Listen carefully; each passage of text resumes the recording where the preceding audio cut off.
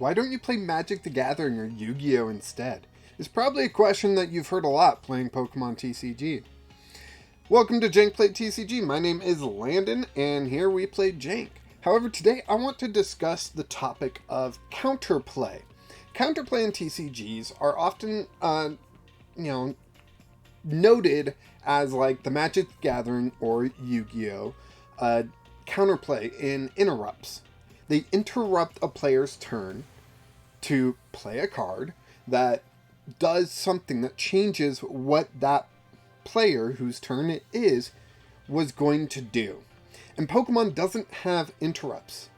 And in all honesty, that was one of my favorite things about Pokemon TCG, the lack of interrupts. See, for me personally, I like my turn to be, my turn. I like to do what I need to do in order to get closer to winning. And there are a lot of people out there that prefer interrupts. There are a lot of people out there that want interrupts in Pokemon. And I'm not going to tell them they're wrong.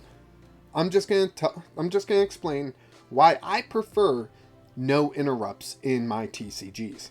See, I played Yu-Gi-Oh! In junior high, and I played Magic Gathering in basically the first half of high school. Played L5R, the second half-ish of high school. And after that, played Lord of the Rings trading card game, and I played a Kingdom Hearts trading card game. I played a Stargate trading card game. I've played a lot. And I mean, not only does that date me, but I know the dates don't line up or anything. It's weird.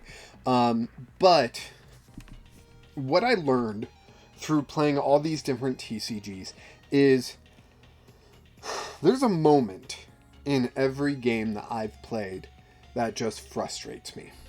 And that moment is, oh, no, you can't do that. That moment is that interrupt. When I play down a card and I have to go, do you let me do this? And my opponent then gets to decide, do I?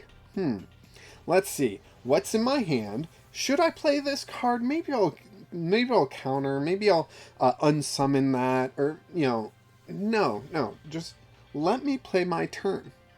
Let me set up this board how I want it to be. As best as I can to try to make sure that I'm in the best situation as possible. And then I'll hand the board over to you, and you do the same. And then you hand the board back. And I try to undo what you did, or I try to change my strategy a little bit, and then I hand you the board. And then you look at that, and you do what you need to do. And we go back and forth, making decisions. Not being told no, but being shown a board state and going, deal with it. Even a card like Vikavolt V, 2 energy, 50 damage, and your opponent can't play item cards. That sucks, But at the same time, when it's your opponent's turn, okay, they can't play item cards. But what can they do? And that, I think, is the key moment, for me at least, where Pokemon is different from Yu-Gi-Oh! And Magic. It's not that, oh, I'm going to play this item and you tell me, no, you're not, because I'm doing this. It's, okay, I can't play items, so what do I do? Rather than being told I can't do something, I have a list of things I can do. And you can disrupt that list while it's on your turn, sure. So when it comes to my turn, okay, I can't play items. That list just got shorter. So what can I do?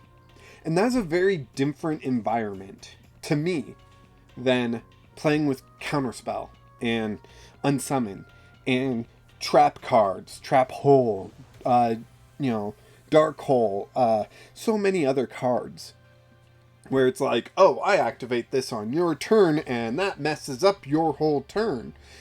No. Let me breathe.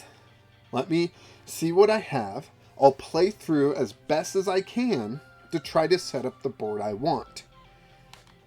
And so it's not that Pokemon doesn't have counterplay.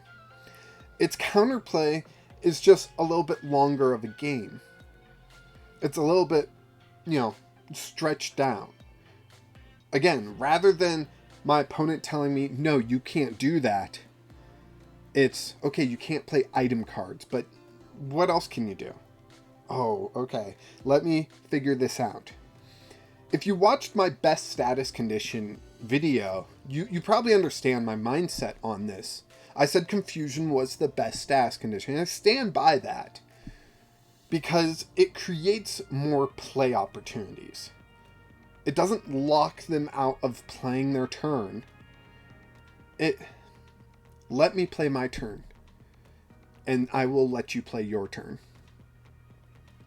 And I can set up the board how I want, and you can set up the board how you want. And we can go back and forth, and we're trying to gain advantage over each other. That, to me, is counterplay. Counterplay, to me, is not, I try to play this, no you don't. I play this to stop that. I try to play this, no you don't. I play this to stop that. Okay, I've ran out of things to do on my turn, I guess it's your turn. Like, that's frustrating to me. It's like when you're having a conversation with someone and someone keeps interrupting you. Isn't that annoying? That's an interrupt. So those are my opinions about counterplay in Pokemon. I find it a lot more interesting for a board state to be, okay, you can't use abilities, but what can you do? Rather than, I go to use this ability, well, I play this and you can't. I'm just repeating myself at this point. I hope you get the picture. I don't script anything. I'm too lazy to write a script, so I hope this was entertaining for you. I hope it helped you think a little bit more and explained why I prefer Pokemon over a lot of other TCGs. I get to actually play Pokemon, where Magic the Gathering, no offense, I hate blue.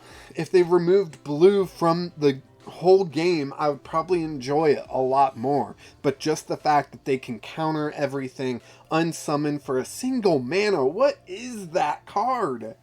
Oh, you're playing your big 8/8 creature, let me just pay 1 mana, and it goes back to your hand, and all that mana you used is now worthless, and your monster's worthless, and you've got nothing.